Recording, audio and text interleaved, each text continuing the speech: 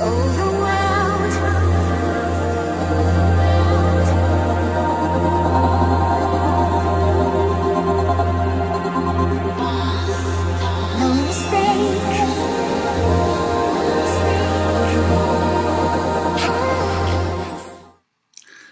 welcome to the David Icke videocast. Well, as you can see from the title, I'm going to go into some rather strange and deep areas this week because a lot of people laugh at me, not that I could care less, because some of the things that I say are happening are not something that most people ever come across.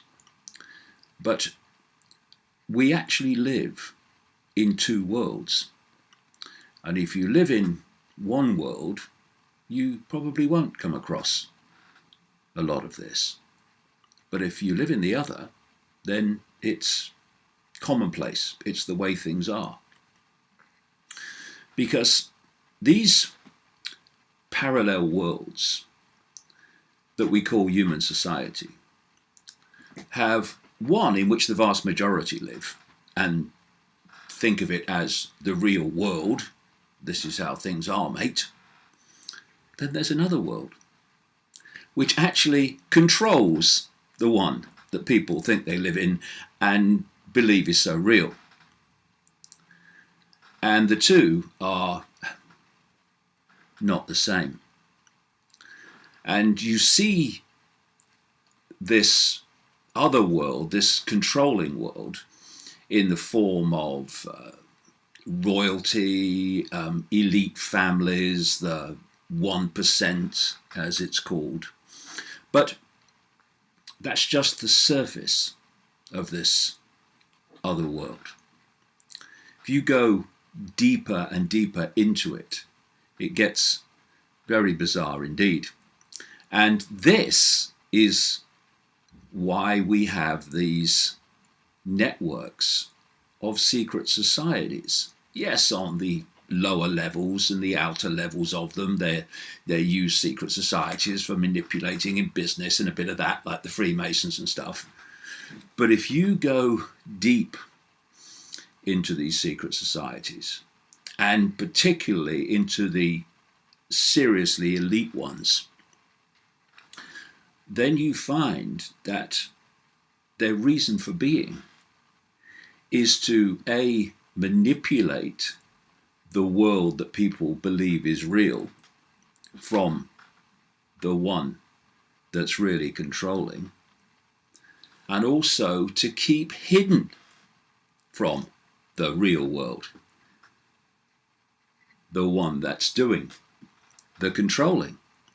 And it's funny because, you know, when you get into this other world, that's when you hit demonic entities. That's where you meet reptilian entities and greys, as they're called in UFO research.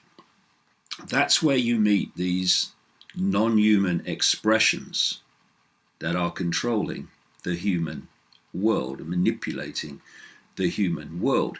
And what's funny is that the real world that people think is all there is so controlled in terms of information that people mostly receive throughout their lives, through education and the media and all these other forms of information, that people become programmed like software to see reality in a certain way, and to, by reflex action, dismiss any other explanation that's outside of the mainstream, i.e. the program.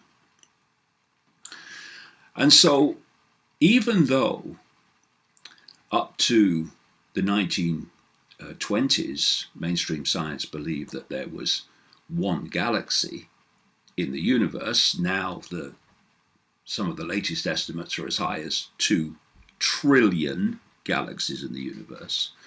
Although, if you take mainstream science's projection of the size of the universe and you see that by comparison to that, planet Earth is the equivalent of a billionth of a pinhead, despite all that, the real world program says any idea of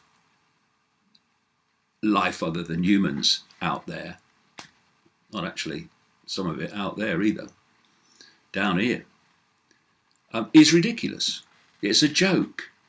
All ghosts are a joke, even though stunning numbers of people have had ghostly experiences and they've been documented on camera and all that stuff. Oh no, ghosts? You don't believe in ghosts, do you? That's ridiculous. No, that's not ridiculous. That's the program. That's the press enter program. Ghosts. Oh, that's ridiculous. Reptilian entities. Oh, that's crazy. People being possessed by demonic entities, press enter. Oh, that's ridiculous. This is the way the program in the real world operates to keep people not just oblivious, but dismissive of this other parallel world that's actually controlling everything and manipulating the direction of human society. And it's a chuckle, really, when you think, and it's certainly a chuckle for that which is doing the controlling, when they observe the target population, or great chunks of it, laughing at the existence of that which is doing the manipulating.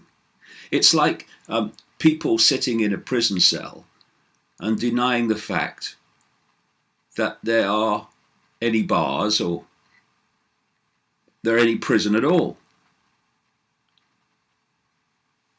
But there is.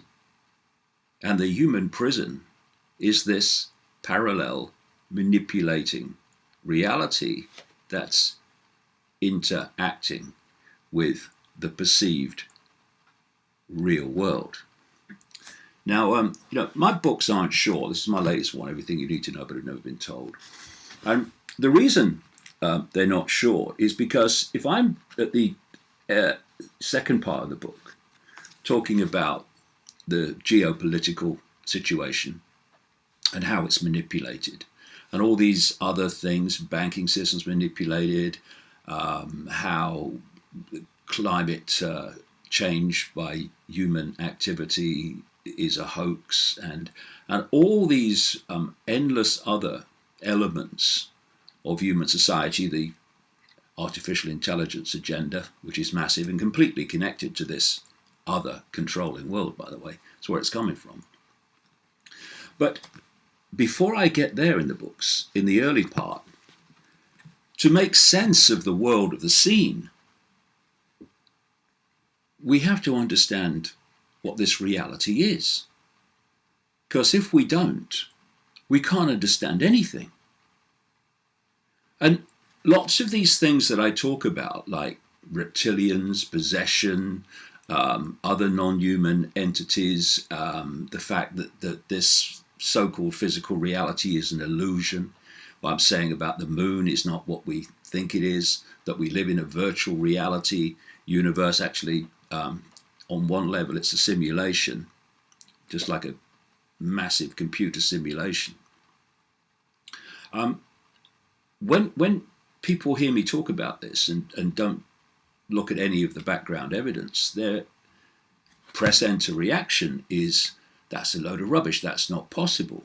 But what they're judging that on is their perception, for example, that this world, this so-called physical world that we think we're experiencing, is actually physical, is actually solid, is actually what it seems to be. And of course, this controlling world wants that to be the case. That's why the nature of reality as it truly is has been so systematically kept from us. Because once you understand what this reality is, then these apparently impossible things, including shape shifting, people changing shape, become perfectly logical in terms of people understanding why it's possible, how it's possible. But if we think the world is solid and everything is apart from everything else, and it's all happening by random chance, well then, of course, you're going to dismiss these apparently far out concepts. So let's look at reality. I go into it in much more detail in the books, obviously, and the talks, but let's just look at it in its basic foundation. This world is not solid. It's holographic, illusory, solid. And the whole foundation of this reality, this universe, if you use that word, is its foundation is a waveform information field or fields. You can think of it as Wi-Fi because the principle is just the same. If I was sitting in a room here now with Wi-Fi, then where is it? If I said to people who didn't know about computers, in this room is an entire reality that you can lock into anywhere in the world and access the same collective global reality called the internet. People who, if they didn't know about computers or the internet, would say, that's mad, mate. Press enter. Oh, that's crazy. Stupid. Where is this world? I can't see it. But because people know about computers and the internet now, when you say, oh, there's a Wi-Fi field and you can connect, oh, yeah, I understand that, yeah, Wi-Fi, computers, yeah, internet, yeah. And the only difference between load of rubbish and, oh, yeah, I understand that, is information. And what's lacking, which is why people are kept in this perceptual servitude, is information about the very reality that we're experiencing. Because if we don't understand that, we can't understand anything, can we? So it's like a Wi-Fi field. And what does the computer do? It locks in to the Wi-Fi field, connects with it, and depending how it's programmed and where it's connected to, it takes that Wi-Fi field information, that waveform radiation field, and it turns it into decodes it into a completely different reality on the screen of the computer. Because the only place the internet exists as you perceive it on the screen is on the screen. Everywhere else, what you see on the screen takes a completely different form. It's Wi-Fi information fields, it's electronic codes, etc., etc. And in the same way, the only place that this world exists as we perceive it, this physical world, is in our heads. When our biological computer decodes the cosmic Wi-Fi field, what I will call the quantum field of possibility and probability, into the world that we see. And the principle is exactly the same as a computer decoding Wi-Fi and putting the Wi-Fi on the screen in a completely different form to what it's being decoded from. So the same thing is what we are doing. So what do the five senses do? They take waveform information and they turn it into electrical information, communicate it to the brain, which then decodes it into holographic stroke digital information. And that's the world we think we're experiencing outside of us, but actually it's in our heads. And if you look at sound, look at the ears as a classic example. Look at what sound is. It's waveform vibration. And the waveform vibration is decoded by the hearing senses into electrical signals, which are sent to the brain. And only when the brain decodes those signals do we hear something.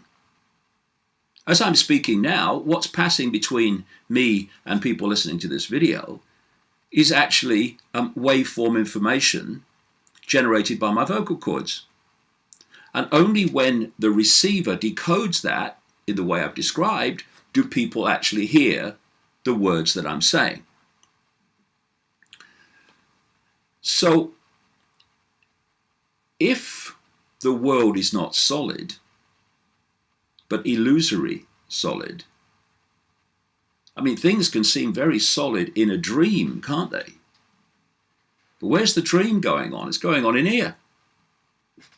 But no one claims that the world of their dreams is actually solid. Oh, it's the dream world. Well, this is the dream world.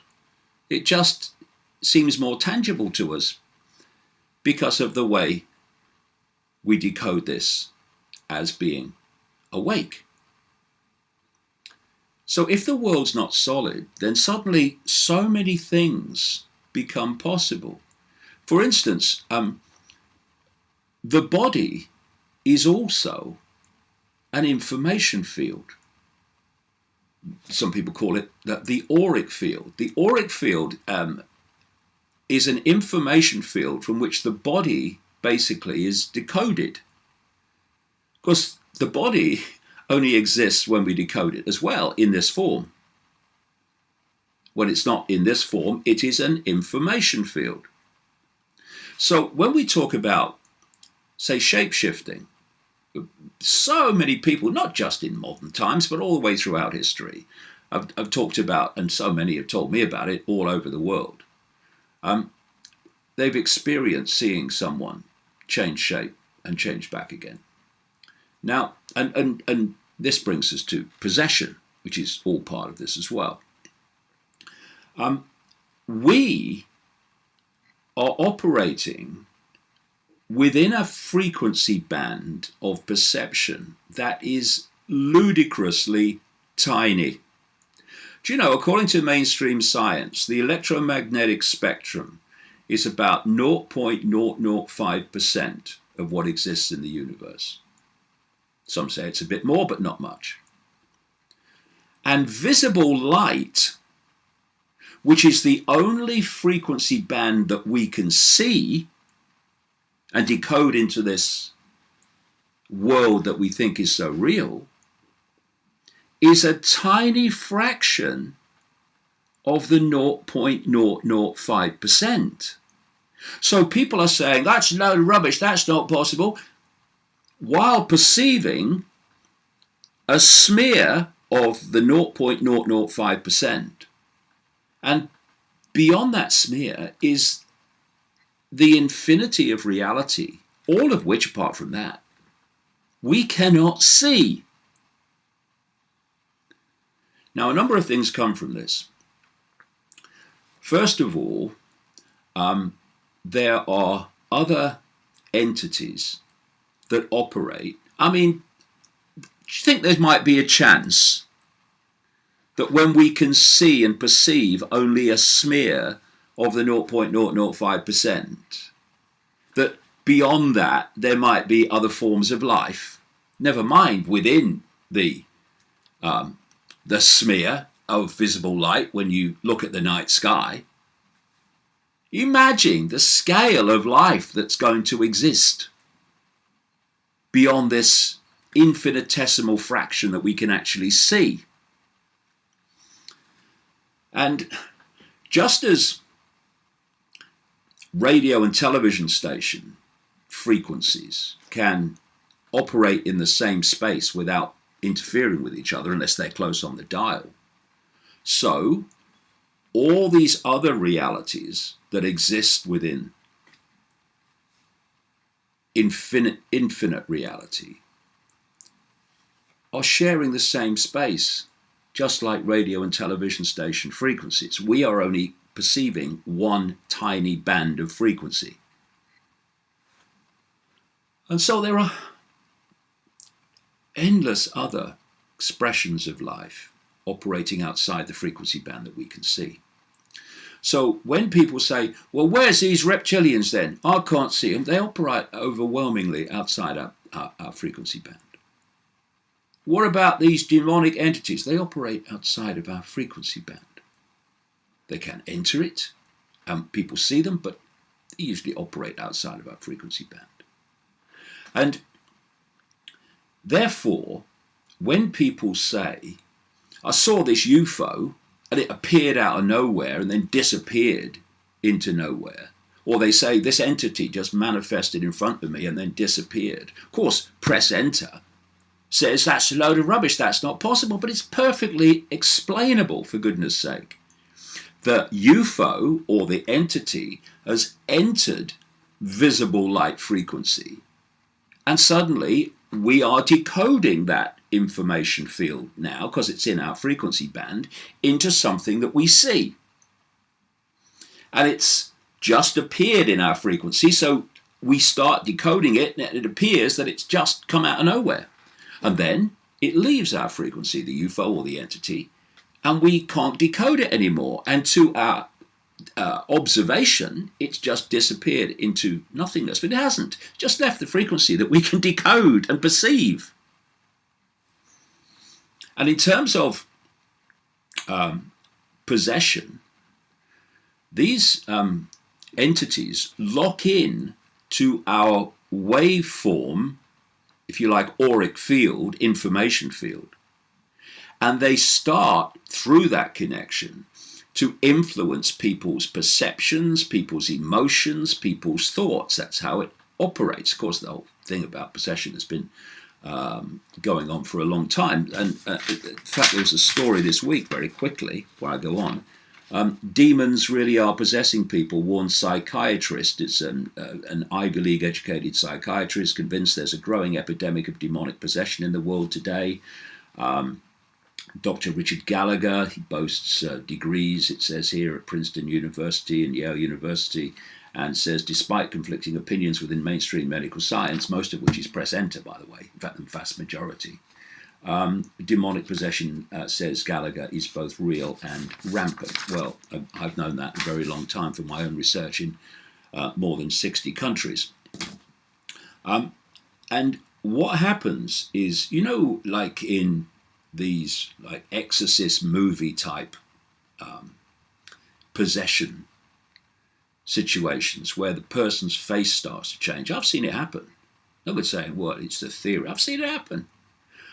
What happens is the information field of the possessing so-called demonic entity, and some of them are, they lock into this auric field level, this information field from which the body is decoded. And they start, if it's a tenuous or less powerful connection, they start to influence thoughts, emotions, and perceptions. But if that connection gets more and more powerful, what's happening is the information field of the possessing entity starts to infuse its information field into the possessed field to such a point where it starts to change the nature of the possessed field. And the observer who is decoding this field in the way I've described, from the waveform level through the five senses to the electrical, to the digital holographic, to the observer, that person will be changing shape. His face will be distorting. And people say that can't happen because you can't have a physical solid body distort like that or change shape. Well, no, you can't. I'm the first person to say it. But the body isn't solid. It's an information field which we decode as we decode this entire reality in the same way. And thus, when the field we're observing, in this case, a person being possessed, changes, So what we decode changes because the information field before us is changing, and thus we see people in terms of demonic possession, their faces change or distort, and in terms of what I'm talking about with these reptilian entities and other non-human entities, they can change shape fully into these other entities. And people say, he was human, mate, and then he turned into a reptilian and then back again.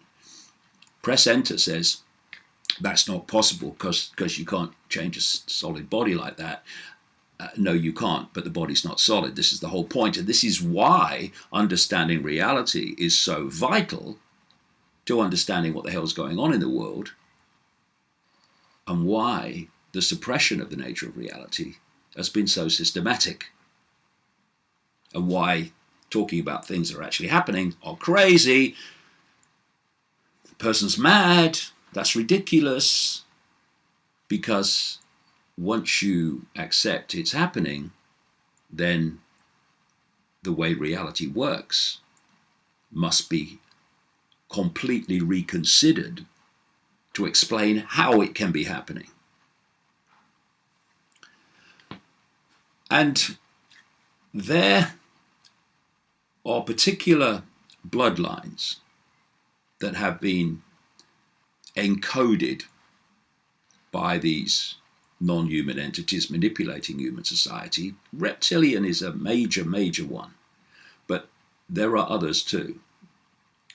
There are bloodlines that have been encoded in a way that they are partly, in terms of their information field, these, say, let's talk about reptilian entities, and part a human field.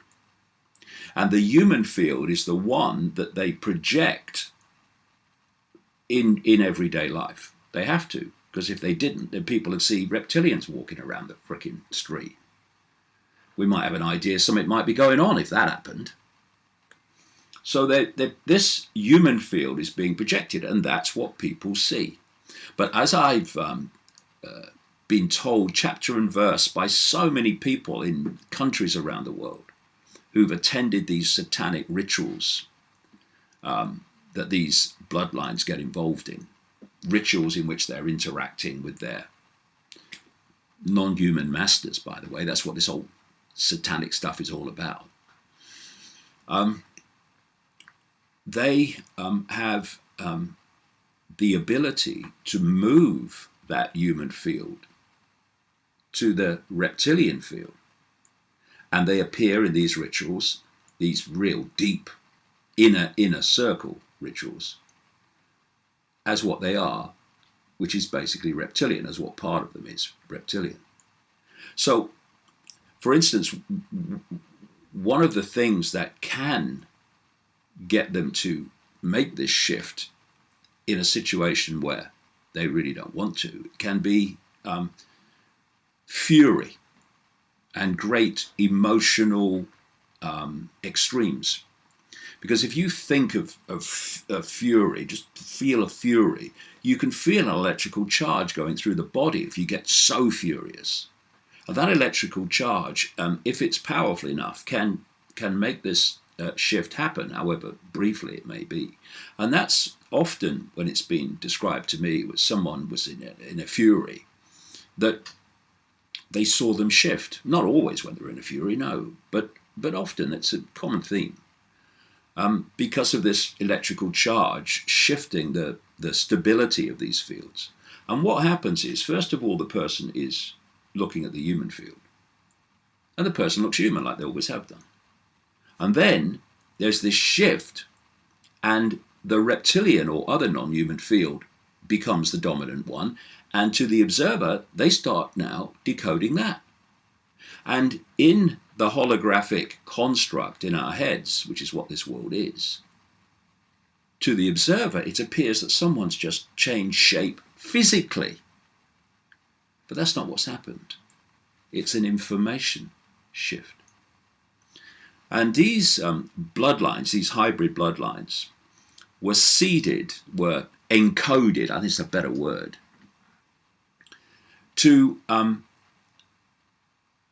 to represent this manipulating force, reptilian to a large extent, in its manipulation of human society, because the reptilian and other non-human entities stay out of human sight for many reasons. One of them is to keep us in ignorance of what's going on, keep us in this this bubble of ignorance about what world is, what's happening in the world, never mind who's controlling it. And these bloodlines, these hybrid bloodlines with these dual information fields, they represent this force in the human frequency band. And that's where royalty comes from. What does royalty claim if you go back through history? It claims the divine right to rule. The divine right to rule because it's a special bloodline. You talk about blue bloods. The ancient emperors of China used to claim the right to rule because of their descendants from the serpent gods. And this is a theme you find throughout the ancient world.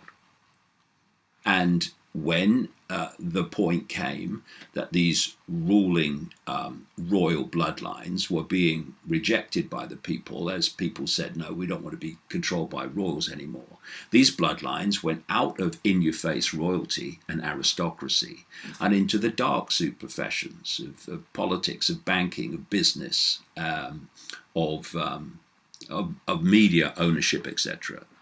And they've gone on representing this force ever since. And today we call these people the elite or the 1%. And of course, some royal families, like the British royal family, the Adams family, are still overtly royal.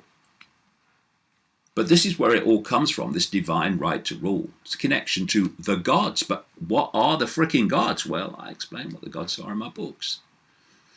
So when you come from observing the world from this perspective, the world looks very, very different.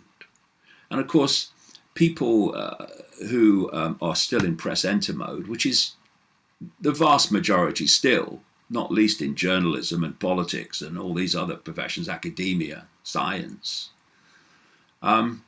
though it's changing among the population. More and more people are opening their minds to this and seeing it. But when press enter people are faced with these things, of course, they laugh. And fortunately, I have a personality that doesn't give a shit. Laugh at me all you like, couldn't care less. I'm interested in what the truth is and what's happening and what we can do about it. I'm not interested in a statue and a round of applause, thank you very much. The truth will do me. And if we're going to find that truth of what's really happening, we've got to break out of the programming of how we see the world and realize that what we have perceived to be the real world is not real in any way, shape, or form. And that this real world is really being manipulated by another world that's very, very different. And this other world force has an agenda for humanity. Interestingly, not by accident, these reptilian entities are obsessed with technology. Their god is their technology. That's how they control. It's their controlling weapon, technology.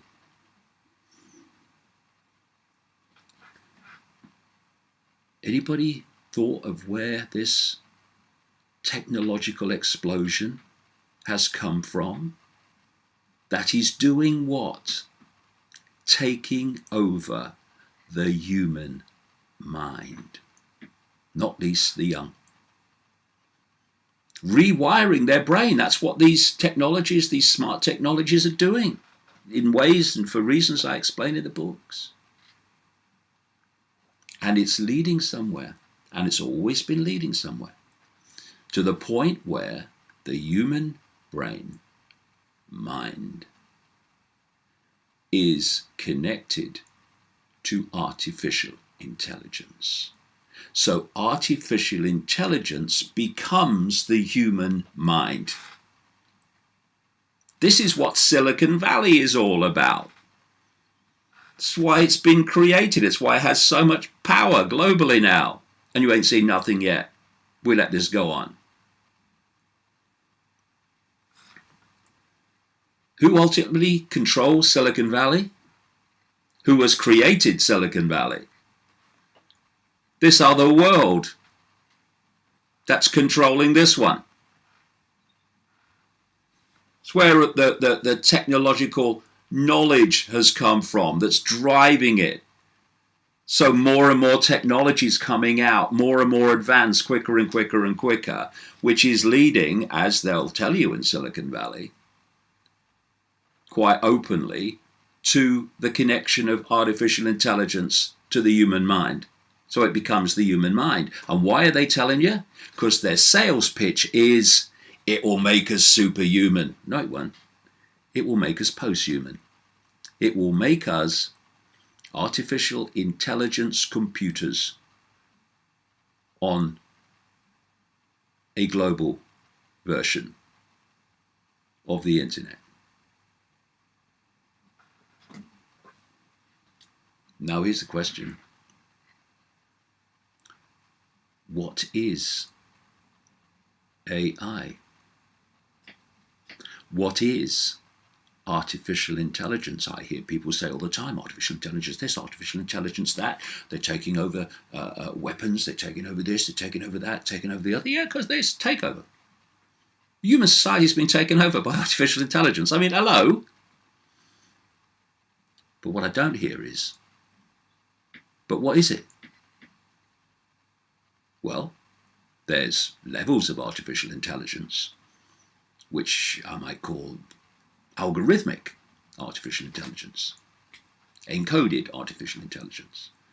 Then there's a level of artificial intelligence that they call strong AI or learning AI, which is learning more and more and more, not least through the data being trawled from human society, which is allowing this AI to learn and learn and learn.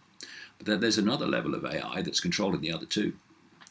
And I'll tell you, that AI is non-human, and it's a force that's been manipulating human society, the force that's been manipulating human society since this hijack happened.